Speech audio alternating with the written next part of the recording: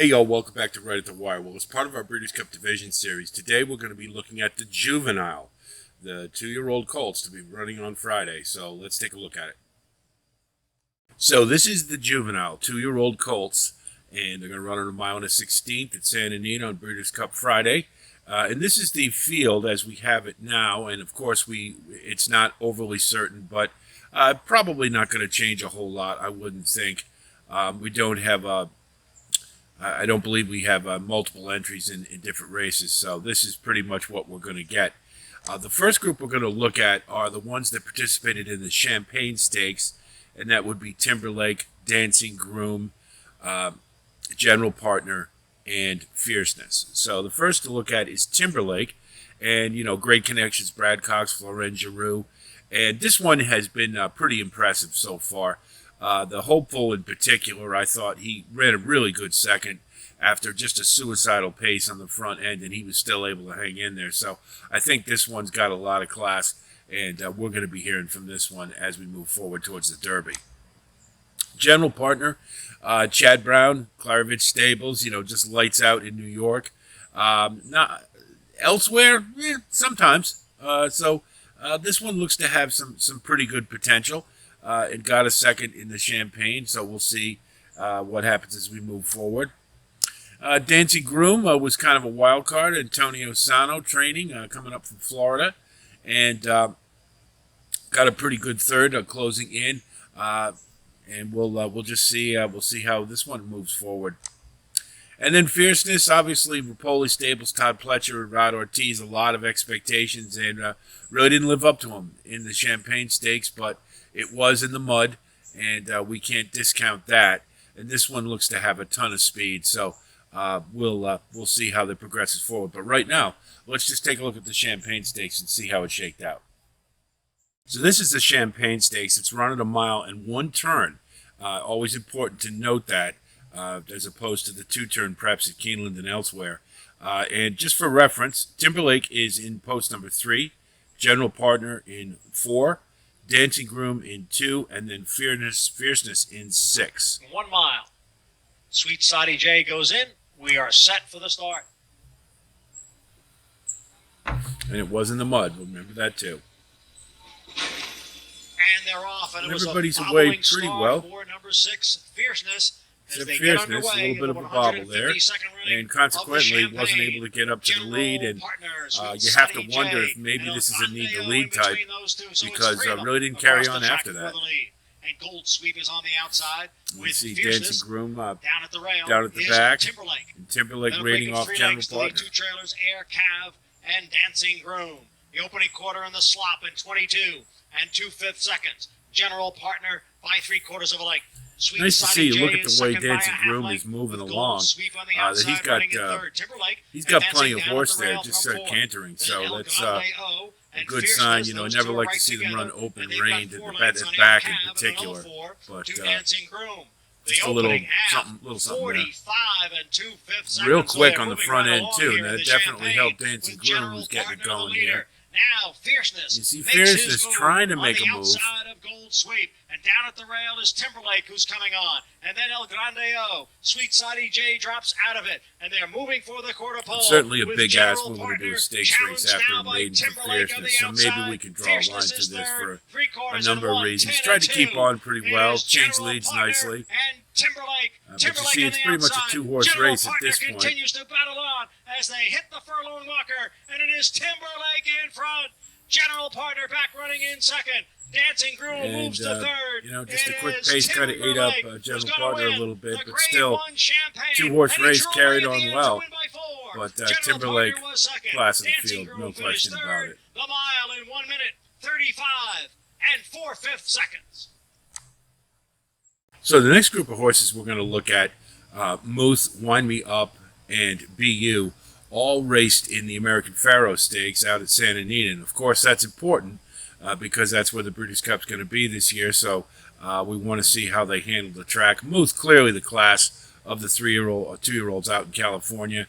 A-list connections, Zidane Racing, Bob Baffert, Juan Hernandez. Zidane Racing could have a pretty big day at the Breeders' Cup. They've got Arabian Night in the Classic, and maybe you're going to get Arabian Lion in there as well. So Could be a big day for them. I think this is likely their very best bet to win a race. This one has been started off with a lot of pub and lived up to it. The race against Prince of Monaco, I thought was useful. He did finish second, but I think they're trying to teach this one how to rate. And so they used that race to do so. And while he finished second, it was a very good second and distance from the rest of the field. And clearly it paid off because in the American Pharaoh, he rated and he was able to pounce at the right time and draw off. So I thought that was a useful race. I think Muth is definitely the one to beat, especially at Santa Anita. Wind Me Up is another Bob Baffert, Pegram Watson, and one of his oldest clients, going all the way back to Real Quiet. Ramon Vasquez aboard. I think this one's going to be more token speed than anything else. I don't think he's... I think there's a really big gulf in the California 2-year-olds between Muth, Prince of Monaco, and everybody else, colt-wise anyway. So I think that's probably what the use is for Wind Me Up. And then BU, yet to win, but didn't look bad at Saratoga. Did pretty well. Ran against some pretty good colts there. And Todd Pletcher shipping this one out west. He did so also with Scalable on the turf, or for the Juvenile fillies, I should say. So you do have to wonder about the strategy there. If maybe this is, and he's got a little more expectations than his other 2-year-olds, so maybe just wanted to have this one get a race under him. Got Umberto Rispoli aboard, certainly one who knows Santa Anita, and a really nice jockey. So perhaps we'll see better of this one with a race at Santa Anita under his belt. So let's take a look at the American Pharaoh. So this is the American Pharaoh, and for reference, Muth is in the 2-hole, Wind Me Up in the 4, and BU in the 6. They're in the gate. And they're off. A pretty good beginning for everybody. Wind Me Up right to the lead. Muth's going to rate right off his throat Wind Me latch. Up is very quick and takes command at once. Raging And Torrent BU has just speed, mid-pack. And Muth is down at the rail in third. El Magnifico in the red colors on the outside, fourth, followed by BU. Down on the inside, Rothschild's a little bit eager, but 4 lengths off the speed. Next Level and Indispensable are at the back of the field together. A reasonable opening fraction. With 6 furlongs to go, leading by 3/4 of a length. El Magnifico a joint second, outside Raging Torrent, and Muth has settled kindly in fourth, 2 lengths off his. Now BU would be in mid-pack, and that's you better have a lot of horse at Santa Anita because early speed and being out on the up near the leaders is definitely where you want to be. So tactically, if he's got a horse, he's going to need it because that's a difficult proposition from there. Dropping right out of it. Muth is down at the rail in third, 2 lengths off the lead, coming to the 3/8 pole. But traveling nicely, and good to make the move a little early to get into position. Indispensable. Wind Me Up comes to the quarter pole. Muth on the inside. BU is running a good race. Outside of them, Raging Torrent. They're 1/4 mile from home. And See, Muth just rated and makes the turn. Wind Me Up and Muth square off at Changing the leads pole. right on cue. Muth puts his head in front. Wind Me Up trying hard. 4 back to BU in third. A 16th to go. His name is And that's all she wrote. Muth. And he's coming to the Breeders' Cup Juvenile in fine style. Rolling home by 4 over Wind Me Up.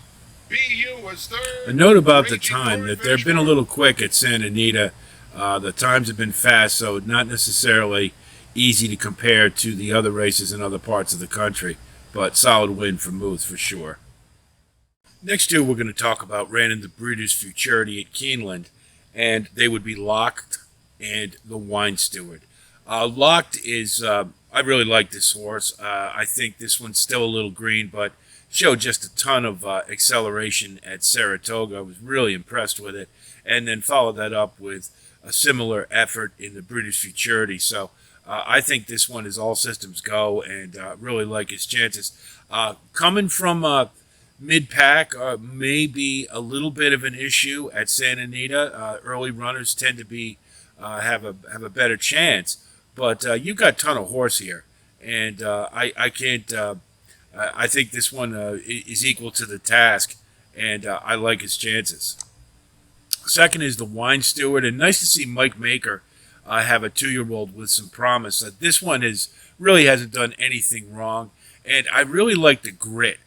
This one has had to fight for every single win that he's had, and I think that's going to hold him in really good stead as we move forward to the Derby Trail and whatnot. Had a tough second against Locked, but ran a really nice race, and I think this one is definitely a win candidate for sure. So let's take a look at the British Futurity. So here's the British Futurity. For reference, the Wine Steward is on the rail, post number 1, and Locked is post number 9. They're at the post. They're off in the Claiborne Breeders' Futurity. They're both off well. Wine Steward pretty sharp. With West Saratoga. Saving the ground, rating on the rail. Saratoga moves up for the lead. Lock getting carried wide, but as we'll see, it wasn't that much of an issue. Really good sign that it's not even got carried out a little further. But just outside of the when they in fifth, they can still win traveling wide, that tells you got a lot of horse there. Road. To his inside is in 7th, and Generous Tipper, last of the 8. Just Steele, determined to move forward from between horses and get the lead. 24.47 seconds, the time for the opening quarter. Just Steele moves up. A lane off the rail has the lead, 3/4 of a length. Baytown pretty moderate pace too, to be coming from off of it and still win. So that's actually another good sign. Moves up 1 spot to his inside. Locked travels toward the outside, still 5 lengths off the lead, back in the 6th position, midpoint of the back straightaway. You know, just and then comes Awesome Road. That first tepid half-mile fractions, let's call them.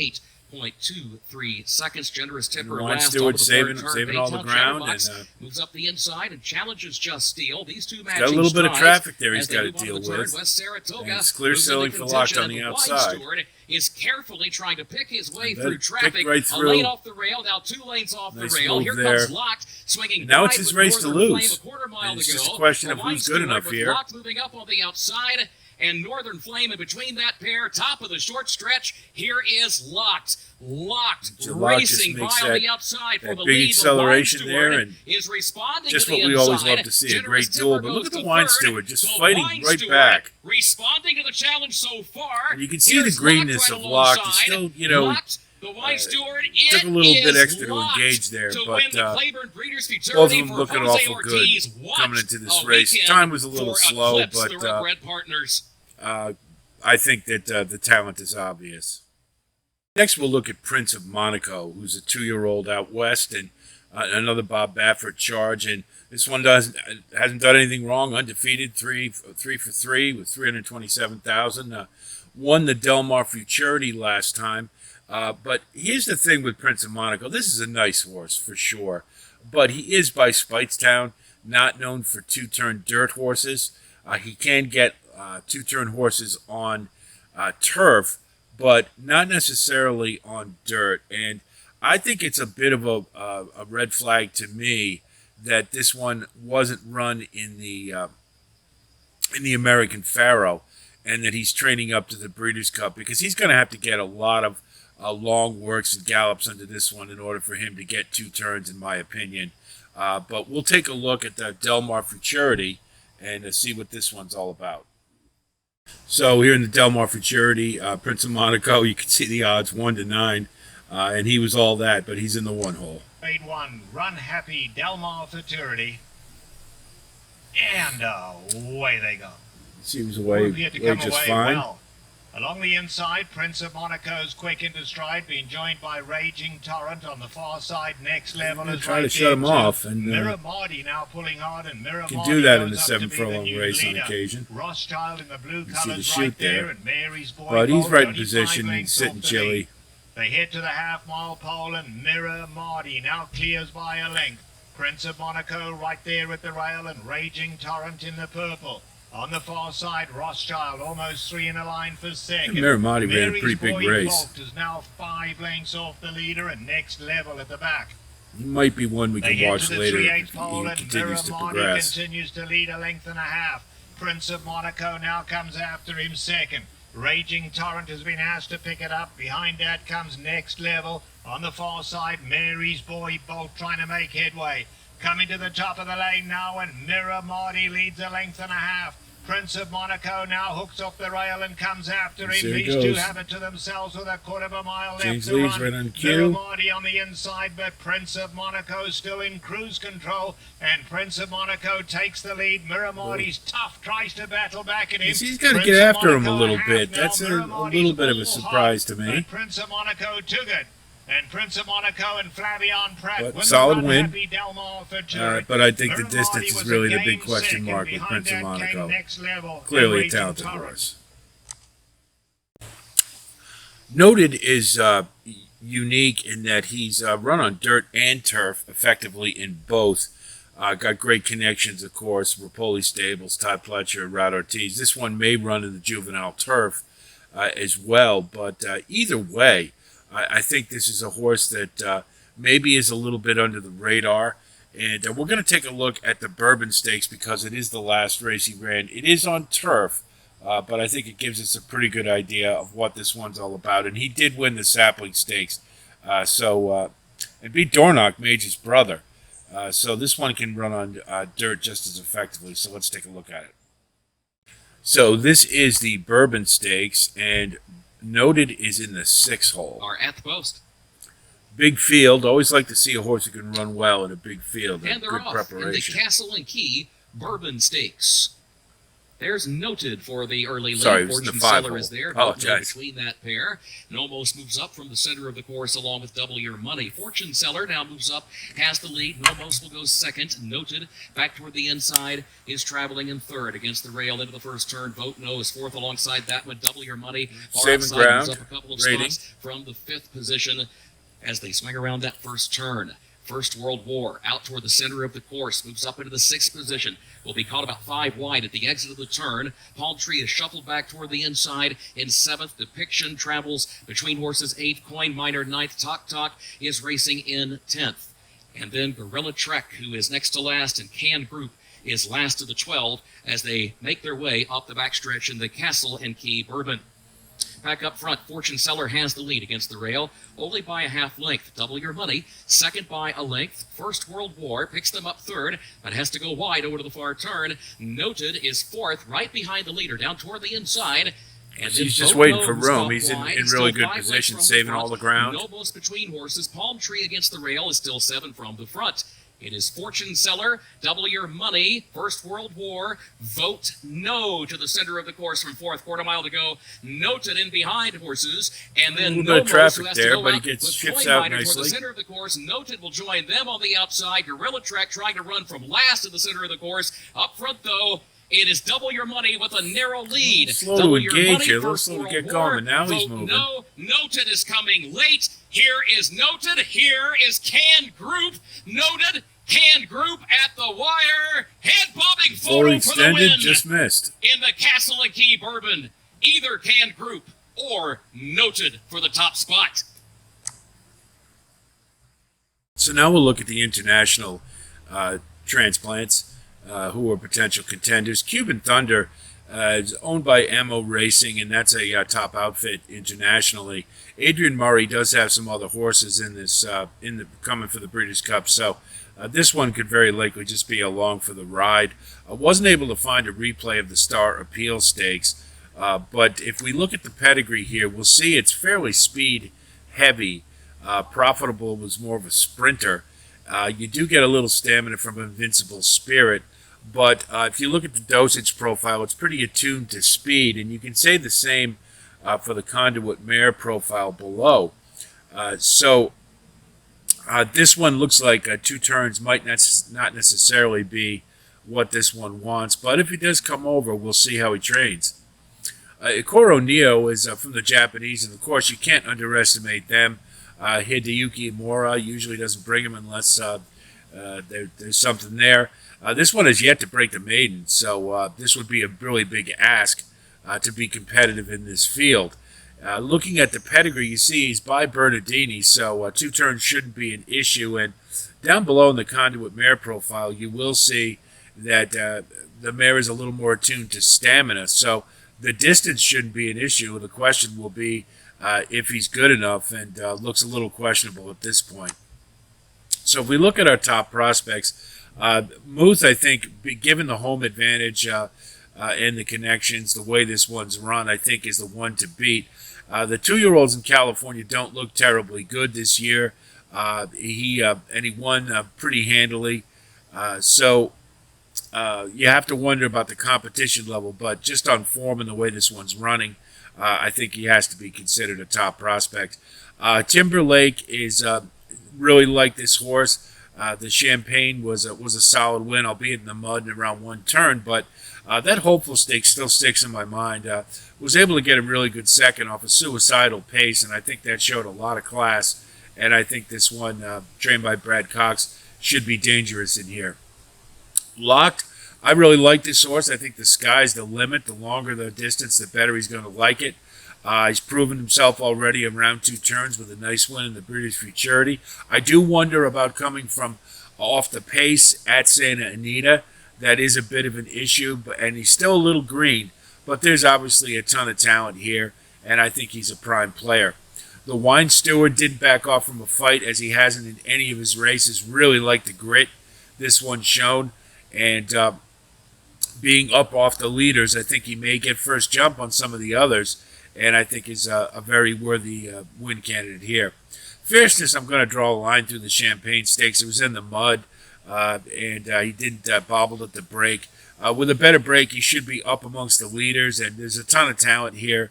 Can't be overlooked, so one we have to think about. Noted, not sure if he's going to run the turf or the dirt, but he's got nice versatility and very professional the way he runs, so I think he's one we have to think about as well. And then we'll throw in General Partner. I don't necessarily think he'll want to get on the lead as he did in the Champagne Stakes, but he was a nice second to Timberlake, and they were clearly the best 2 in that race. So I think he's one that coming in this race in good form, trained by Chad Brown, one we definitely have to think about. There are some definite contenders, and those East Coast shippers, we'll just have to see how they do. Moving out west, that's always a big issue, but I think it's going to be a really contentious field, and I'm looking forward to seeing it. I'm sure you are too. We'll have more postings concerning the division, so be on the lookout for those. And of course, we hope that this will help you as a study guide as we make our way to the Breeders' Cup and we all start digging deeper into these fields. If you do like what you see here, of course, please like and subscribe, and we do thank you for coming by. As I said, we'll have more postings, so be on the lookout for those. That's it for here. Talk to you soon, and until then, be well.